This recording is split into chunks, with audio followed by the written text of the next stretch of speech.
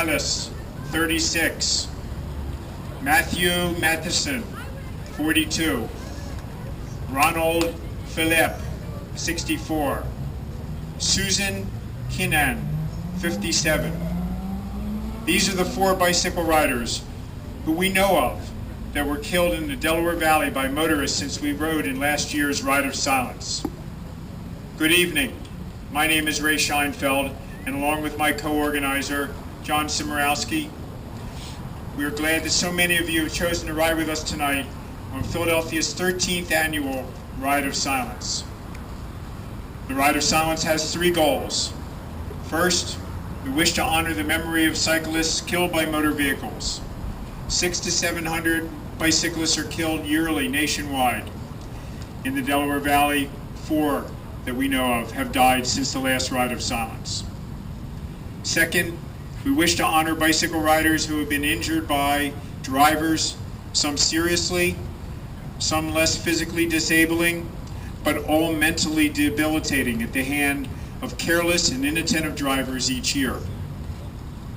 Often in the press, we read that the injury or death of a rider is called an accident, and it's usually coupled with a statement that says that the rider was or was not wearing a helmet.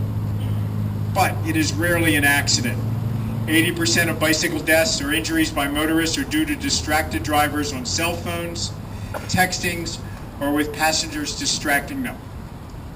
If not distracted, chances are that they're altered, they're drunk or high, and these altered drivers are responsible for 15% of bike rider killings in the United States.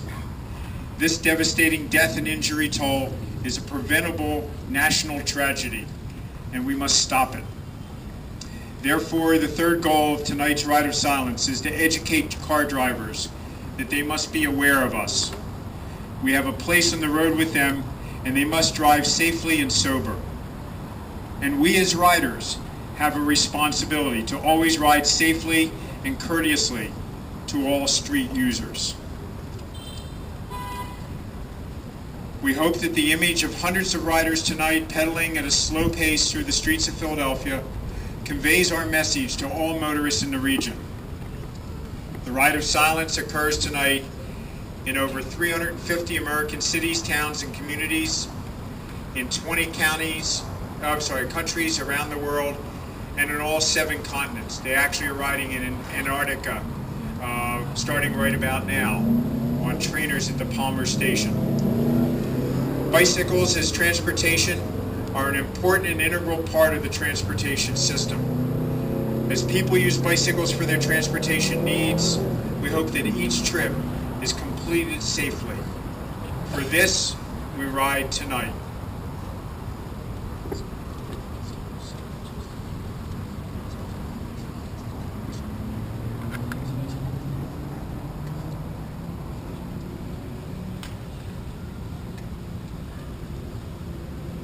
I would like to read a little biography on each person who was killed by cars in the last year. Efrain Mateo Morales, 36. Efrain lived in Camden, was killed at the intersection of US 130 and North Park Drive in Pennsauken. He was approaching Route 130 at about 10:15 when he was hit by the side of a car vehicle in the northbound lane that was just starting to turn into the Cooper River Park. Efrain was traveling home from work at the time of the accidents. From the reports, it's not clear exactly what happened, but regardless of the circumstances, his death could have been prevented if New Jersey Department of Transportation had modified Route 130, which is as dangerous as any highway in the state, to take into account the safety of bicyclists and pedestrians that need to travel across it. The driver stopped, and no charges were placed against the driver.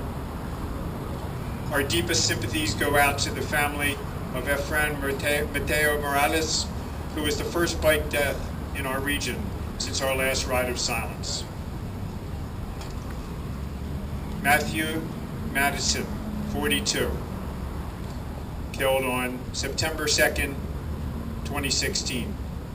Matt was riding his bike in the northbound lane of 5700 block of Frankfort Avenue up in the city's Mayfair section when he was struck and killed at 12:45 a.m. Matt should have been safe. He was in the bike lane, he had flashers on, and yet the car driver crashed into him, leaving his mangled bike and his body behind after dragging him over 100 feet on the hood of the car. The driver then hopped the curb, mowed down the SEPTA bus sign, and then fled the scene. The Buick he was driving was located the next day on nearby Van Kirk Street where he had ditched it. They actually have this person, they arrested him, and he's facing serious charges on this, which he should. Matt was pronounced dead at the scene. He was less than a mile from his home. Matt worked 2 jobs and was likely heading to work on his mountain bike when he was hit. He will be sorely missed by his dad, Donald, his 2 brothers, James and John, 4 nieces, nephews, and numerous aunts, uncles, and cousins.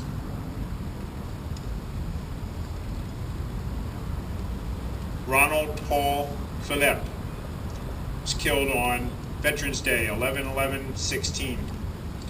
Ron, a longtime resident of Roosevelt, New Jersey, was struck and killed while riding his bike on Route 532 on a beautiful clear afternoon in Tabernacle, New Jersey. He was struck by a Toyota Corolla whose driver left the scene. Police found his fatally injured body after receiving a call about 3:25 p.m. Later that day, the police identified a 20-year-old Ocean County woman in connection with the hit and run and took her into custody. She was charged with leaving the scene of the accident and is held in Burlington County Jail in lieu of $50,000 bail.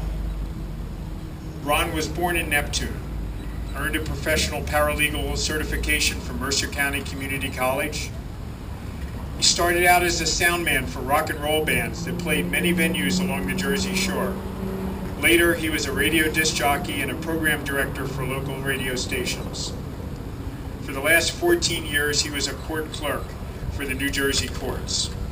Ron loved weather observation, traveling, kayaking, hiking, cycling, and took regular biking excursions through western Monmouth County into Pine Barrens.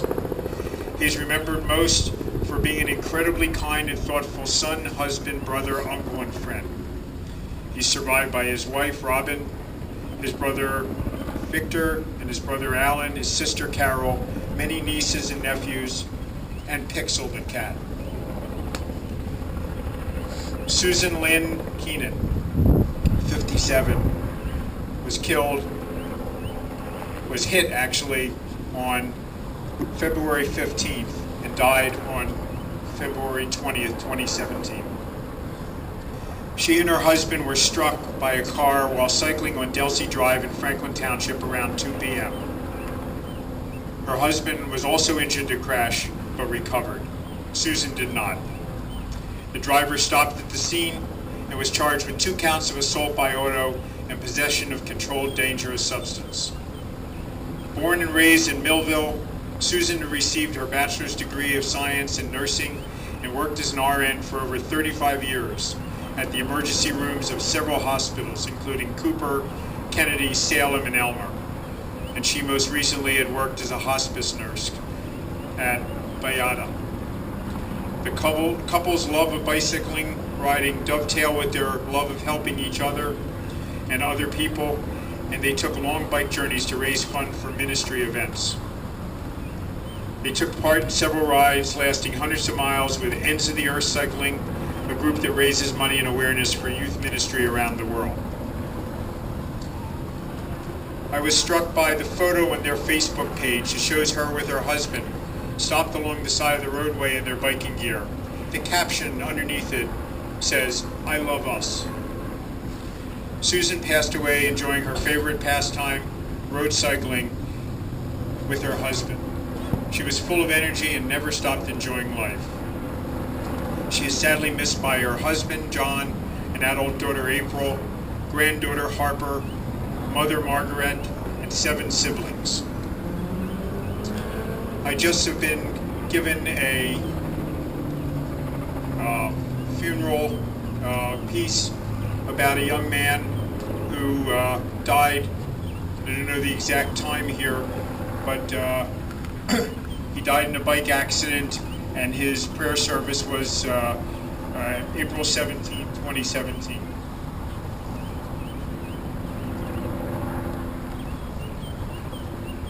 Okay. This young man,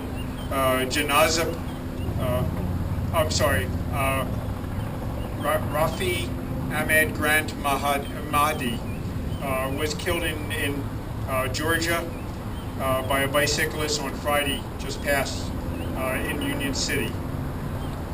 And he was riding his bike when the vehicle struck him from behind, and he died as a result of his injuries. This is his sister, and we certainly, give our dear condolences to you. While the 4 motor vehicle bike killings in the Philadelphia area and the one I just mentioned that occur every year are much lower than last year's 10, even one bike death is unacceptable. And we fervently hope that the coming year is safer for all riders.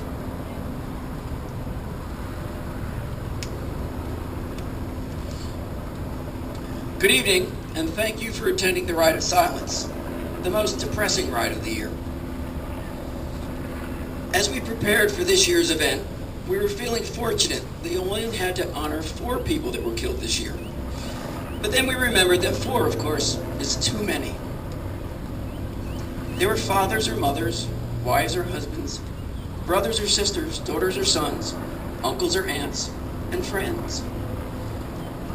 We yearn for the day when no one needs to grieve the loss of someone in their family or circle of friends under these circumstances. I am an optimist and like to think that this is a sign that the situation on the streets is getting better. And as a matter of fact, I think that it is getting better. We continue to gain acceptance as legitimate users of our roads. There is more bike infrastructure in place these days. We have a bike share system. And there is a 4-foot passing rule that, of course, they neglected to tell most motorists about. And the city is working on their Vision Zero program. While riding my bike in the area, I have found that respect is the most important element in our relationship with other road users. If I show respect, I tend to get respected. I know that we like to respond to situations where we feel threatened or endangered while riding, and there is legitimacy to that. But I think that we need to work on the positive side. There's that optimist thing in me coming up again. I have taken to thanking motorists when they show me the respect that I deserve. I've adopted the thumbs up, thumbs down approach. When I'm given proper treatment on the roads, I give a thumbs up or a nice wave. If not, I resist my urge for the usual gesture and show a thumbs down. It expresses my displeasure, but in a less confrontational way than usual. So let's ride safely out there, and we hope to see you next year for a celebration of zero.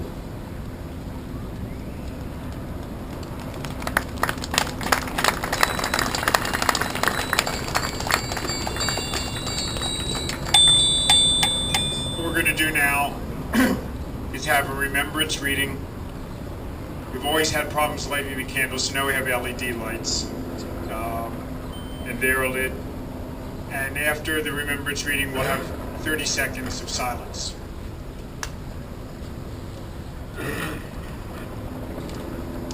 At the rising of the sun and its going down, we remember them. At the blowing of the wind and in the chill of the winter, we remember them. At the opening of the buds and in the rebirth of spring, we remember them. At the shining of the sun and in the warmth of the summer, we remember them. At the rustling of the leaves and in the beauty of autumn, we remember them. At the beginning of the year and at its end, we remember them. As long as we live, they too will live, for they are now a part of us as we remember them. When we are weary and in need of strength, we remember them. When we are lost and sick at heart, we remember them. When we have joy we crave to share, we remember them. When we have decisions that are difficult to make, we remember them. As long as we live, they too will live, for they are now a part of us as we remember them. 30 seconds of silence.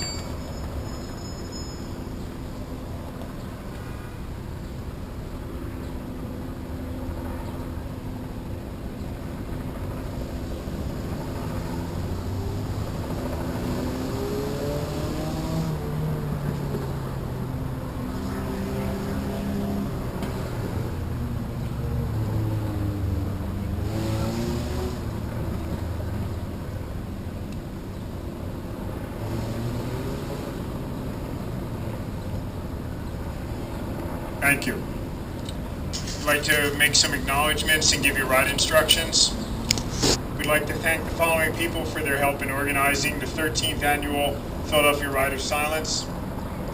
To all the local bike clubs, organizations, and people who posted the announcement of the ride on social media and told their friends about it, thank you. The Bike Coalition and their staff for their encouragement to conduct the ride again this year in Philly and their assistance in ride logistics. Various city agencies needed to put the ride together: city's rep office, Philadelphia Police Department, Fairmount Park Commission, and all their staff. Finally, to our respective family members and close friends for assisting us in so many ways, thank you. Ride instructions. The ride will be conducted in silence at a pace of no more than 10 miles an hour. We ask that you not talk or make noise during the ride except to warn of road hazards. Please be careful and considerate of your fellow riders. The ride will cover a total distance of about 8 miles through Center City by Independence Hall area, along Spruce Street and into West Philly over the Walnut Street Bridge. We will then return over the Market Street Bridge and end at the Art Museum. Please watch out when you're riding. When you make the turn from 22nd Street onto Walnut, there are steel plates in the middle of the road on Walnut Street. Just a heads up. They're not wet, so just an eye. Heads up on that. The ride will not stop for traffic signals along the route. The police will be conducting rolling closures of the road along the route to make this happen. We ask that you do not get in front of the lead bike carrying the ghost bike with the trailer. If you stay ahead of the sweep, which is John riding the other ghost bike and his trike, you will not need to stop along the route. If you get separated from the ride, you're expected to adhere to all traffic laws and regulations. Please wear your bike helmets. Thanks to all of you for participating in the Ride of Silence. We'll see you back here in a little less than an hour for the final bike lift. And thank you all for coming out.